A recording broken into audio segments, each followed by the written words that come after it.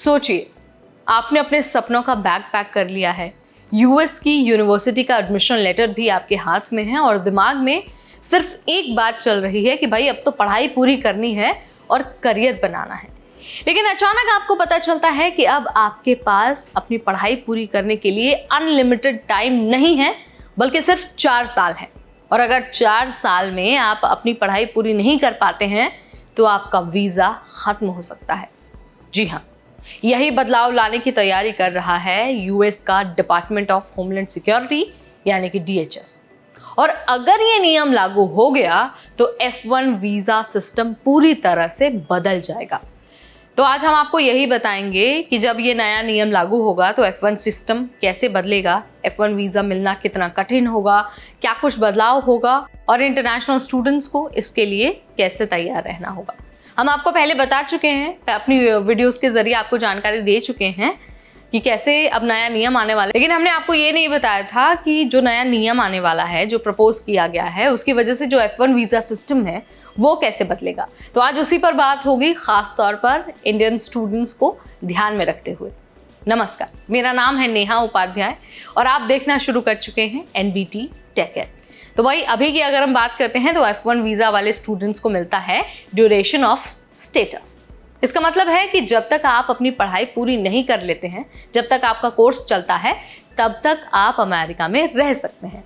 फिर चाहे आपका कोर्स 4 साल का हो या फिर 6 से 7 साल का हो। मतलब अगर आप PhD कर रहे हैं तो जाहिर सी बात है, रिसर्च कर रहे हैं तो जाहिर सी बात है 6 से 7 साल तो लग ही सकते हैं। इस सिस्टम की सबसे बड़ी खूबी ये है कि ये फ्लेक्सिबल है।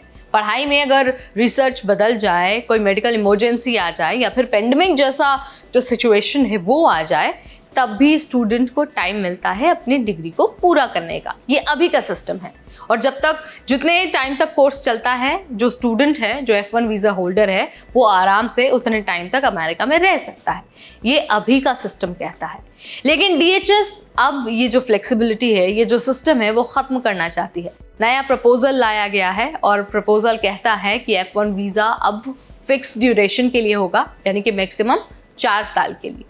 यानी अब आपकी वीज़ा वैलिडिटी आपके कोर्स पर डिपेंड नहीं करेगी, बल्कि एक तय तारीख तक होगी। और अगर आपकी पढ़ाई 4 साल से लंबी है तब आपको वीज़ा एक्सटेंशन के लिए अप्लाई करना पड़ेगा, वो भी कहाँ पर, USCIS में। अब देखिए, यहीं से शुरू होगी असली मुश्किल। एप्लीकेशन, जस्टिफिकेशन, पेपर वर्क, पैसे और सबसे बड़ी चीज़ है अनसर्टेनिटी। अब देखिए, आप जब वीज़ा रिन्यू कराने के लिए फॉर्म भरेंगे, अप्लाई करेंगे, तो अप्रूवल मिलेगा या फिर नहीं मिलेगा, इसकी कोई गारंटी नहीं है। और अगर आपका एप्लीकेशन रिजेक्ट हो जाता है तो क्या होगा? आपको अपनी डिग्री अधूरी छोड़कर अमेरिका से वापस अपने देश लौटना पड़ेगा, है ना। ये बदलाव सुनने में आपको बहुत छोटा, बहुत मामूली लग सकता है, लेकिन इसका असर बहुत गहरा होगा। सबसे पहले तो आपकी फ्लेक्सिबिलिटी का पूरा लॉस हो जाएगा। PhD, मेडिकल और रिसर्च प्रोग्राम्स को अक्सर 5 से 7 साल लग ही जाते हैं। ऐसे में जो स्टूडेंट्स इन कोर्सेज में इनरोल होंगे, उनके लिए जो प्रेशर है, जो स्ट्रेस है, जो एंग्जाइटी है, वो बढ़ जाएगा। इसके अलावा जो एडमिनिस्ट्रेटिव बर्डन है वो बढ़ जाएगा। हर एक्सटेंशन के लिए पेपर वर्क अलग से करना होगा, लीगल मदद लेनी पड़ेगी और हाँ, फी तो भरनी ही पड़ेगी। इसके अलावा महंगी पढ़ाई के साथ साथ वीज़ा की अनसर्टेनिटी की एंग्जाइटी होगी, यानी कि आप पर डबल अटैक होने वाला है। लेकिन ऐसा बिल्कुल नहीं है कि सिर्फ इंटरनेशनल स्टूडेंट्स पर ही इसका असर पड़ेगा। जो यूएस की यूनिवर्सिटीज़ हैं उन पर भी असर पड़ेगा, उन पर दबाव बढ़ेगा, उन्हें नए एडवाइजिंग और कंप्लायंस सिस्टम बनाने पड़ेंगे।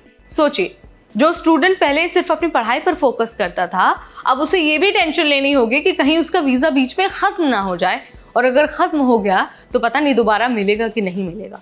अब देखिए, DHS ने इस पर अपना लॉजिक दिया है। लॉजिक ये है कि भाई जो फिक्स्ड वीज़ा है ना, उससे मॉनिटरिंग बहुत आसान होगी। DHS का मानना है कि कुछ लोग ड्यूरेशन ऑफ स्टेटस का मिसयूज़ करते हैं और बिना एकेडमिक प्रोग्रेस के लंबे समय तक अमेरिका में रह जाते हैं। फिक्स टाइमलाइन से अकाउंटेबिलिटी बढ़ेगी और सिस्टम का जो मिसयूज़ है वो रुक जाएगा। यानी कि DHS की नज़र में, ट्रंप सरकार की नज़र में, ये बदलाव नेशनल सिक्योरिटी और इमिग्रेशन कंट्रोल का एक हिस्सा है। लेकिन यूनिवर्सिटीज़ और स्टूडेंट एडवोकेसी ग्रुप्स का ये नहीं मानना है। उनका कहना है कि ये नियम इंटरनेशनल टैलेंट को डिस्करेज कर देगा। हर साल लाखों स्टूडेंट्स यूएस इकॉनमी में अरबों डॉलर कंट्रीब्यूट करते हैं और कैंपस में डाइवर्सिटी लाते हैं। लेकिन अगर अनसर्टेनिटी बढ़ जाती है तो ब्राइट स्टूडेंट्स कनाडा, यूके या फिर ऑस्ट्रेलिया जैसी डेस्टिनेशंस को चुन सकते हैं। लंबे समय में इसका असर यूएस हायर एजुकेशन की ग्लोबल इमेज पर भी पड़ सकता है, तो इस बात का आपको बहुत अच्छे से ध्यान रखना है। वैसे फिलहाल ये तो अभी एक प्रपोजल है, अभी लागू नहीं हुआ है, लेकिन अगर आप यूएस में पढ़ाई का प्लान बना रहे हैं ना, तो आने वाले महीनों में इस इशू पर नज़र रखना बहुत इंपॉर्टेंट है, क्योंकि कभी भी इस जो प्रपोजल है उसको लॉ में तब्दील किया जा सकता है। तो आप मुझे कमेंट के जरिए बताइए, आप इसके फेवर में हैं या फिर आपको लगता है कि जो फ्लेक्सिबिलिटी है, स्टेट एडजस्टमेंट ऑफ स्टेटस वाला जो सीन है, उसे बरकरार रखना चाहिए। आप क्या मानते हैं? जो भी मानते हैं कमेंट के जरिए आप बता सकते हैं। इस वीडियो में फिलहाल इतना ही। Till then, this is me Neha Upadhyay signing of.